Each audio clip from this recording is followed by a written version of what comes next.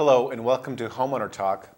My name is David Stone and I'm the president of Nevada Association Services, and this is my co-host John Leach. John's a partner in the law firm of Leach, Johnson, Song and Gruco. Each episode we'll be here to talk about important homeowner topics, whether they involve homeowner association issues or homeowner maintenance problems. We, along with our guests, are here to provide you with what we hope anyway to be very useful information. We also want to encourage you to interact with us and our guests each episode. So please visit our website at homeownertalktv.com and send us your questions. We will try to answer as many of your questions as we can on the air and online. On this show, we're going to be speaking about key issues in the Nevada legislature impacting community associations and homeowners. And today we are now joined by Nevada State Senator Allison Koepening, who is a Democrat representing District 6. Welcome. Thank you. We feel really fortunate to have you with us, Senator, and so we appreciate you taking time out of your schedule. And maybe you can tell our viewers a little bit about your first experience. You were elected in 2009 and served your first legislative session in 2008 and served in 2009. Exactly. Well, you know, it was an interesting session. We were facing a very huge budget shortfall, so that was just an interesting thing for a freshman legislator to go into. But as far as, you know, my fitting in there, I think it went very well. I had 6 bills, of which 5 of those were passed and signed into law by the governor. Very proud about that. And it was just an interesting experience to hear various sides of the stories of you know, various bills that were coming through. I served on Judiciary, Commerce and Labor, and I was the Vice Chair of Natural Resources. So I got a lot of leadership experience there as well, and got to hear all of the HOA bills in the Judiciary Committee. Well, and I think that's a real asset for us, because maybe you can tell our viewers a little bit about your background, which makes you particularly knowledgeable about some of the issues that they're dealing with right now. Sure. Well, I worked for Pulte Homes in Del Webb as their Director of Public Affairs for 4 years, and during that time I was appointed President of Sun City Aliantes Community Association. So I was there for 3 years, transitioned the community from developer-controlled into homeowner-controlled, and so I got to sort of run through the whole gamut of everything that happens when you serve on a board. So the perspective also then, of course, I'm a homeowner and I live in an HOA myself, so I've got a little bit of that, you know, coming from a homeowner perspective, working for a developer, and having served on the board of directors for an HOA as well. Very unique perspective, one which we're grateful that you have. I'm also just kind of curious, in your first session, I know that the Judiciary, there were, I think it was 17 to 20 different bills that were thrown at you in the Judiciary with respect to homeowners associations. There was a lot of that. Is that something we can expect again, or is there a way to shepherd those, or do they always run them into the same committee? Or? Well, I am told that that is one thing that does happen just about every legislative session, is that you will get quite a few HOA-related bills. Now, I think what was unique about 2009 was that was the first time that we were hearing the bills in the Judiciary Committee. Previous to that, it was heard in Commerce and Labor. So what you had was 7 legislators who, most of them had never heard these HOA bills, the testimony, the thorough testimony on all of it. So it was a new thing. And so therefore, I think, you know, there was a lot of, people will say, bills that got passed that may have had unintended consequences that need to be looked at again. I fully expect that there still will be legislators that bring forward bills. And of course, I'm working on a working group that will also bring forward some changes to 116. I think it's very beneficial that you have a senator that actually lives in a community association, because I think there's a lot of bad information that floats around out there, misinformation, just information that's inaccurate.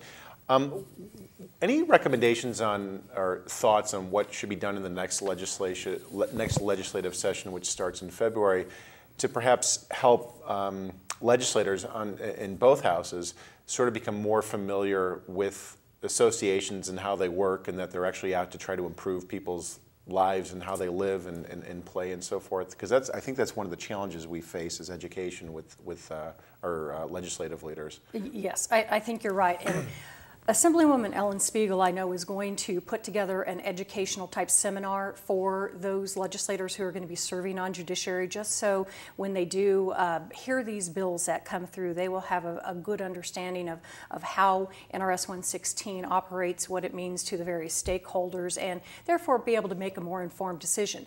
Now, what I did with in this interim period is I started up a working group of which the two of you also serve, as well as 28 other stakeholders, from everything from homeowners to management companies to attorneys to collection agencies to the Nevada Bankers Association, sort of the whole gamut of people who are responsible for enacting NRS 116. And we've got a long process of vetting a lot of different issues, and hopefully by the time that we get up to the legislature, we will have had a very, very good vetting process by which the legislators who will be hearing the testimony can feel confident that there was a good group that vetted it, that what we're bringing forward are some very solid suggestions to changes in 116. And I personally want to thank you for that, because I think there's a great deal of brain power that went behind this working group. So thank you for taking the time to pave the way. And I think it's really good for our viewers to hear just how much work you have to do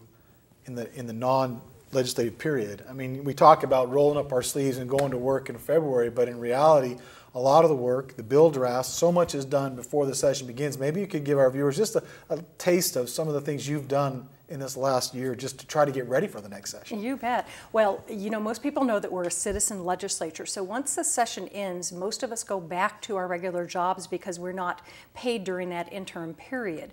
But there still are many things that need to be done. We serve on interim committees, of which I will say we are paid for the time that we do serve on it.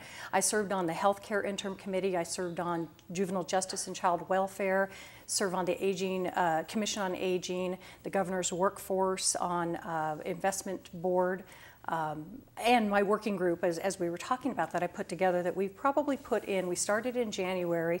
The subcommittees of that group and the steering committees of that group, I think, have probably had about 20 meetings or so.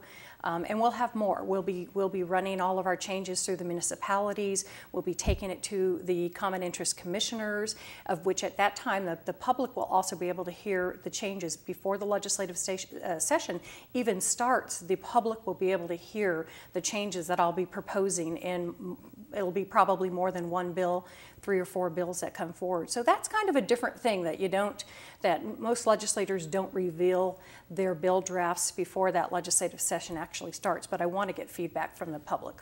It lends itself to compromise. It lends itself to people being able to hear the due process and giving notice and getting a chance to comment. I think that's wonderful. I know we don't mean to force you into the homeowner associations, but there's probably so many other issues. Could you tell some of our viewers some of the other issues that you know are going to take center stage in the 2011 session?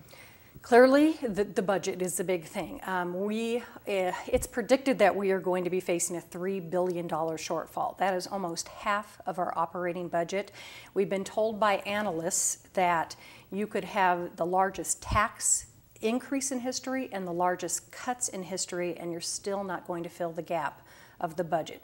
We've got some serious business that we're going to have to deal with. That's going to be first and foremost on our minds, and obviously getting people back to work. I mean, that's what we work on in this interim, is trying to get our Nevadans back to work, trying to make sure those essential services are there for them now and going into the future. There's a lot of hurting people, and the HOAs are feeling that, because assessments, there's foreclosures, assessments aren't getting paid.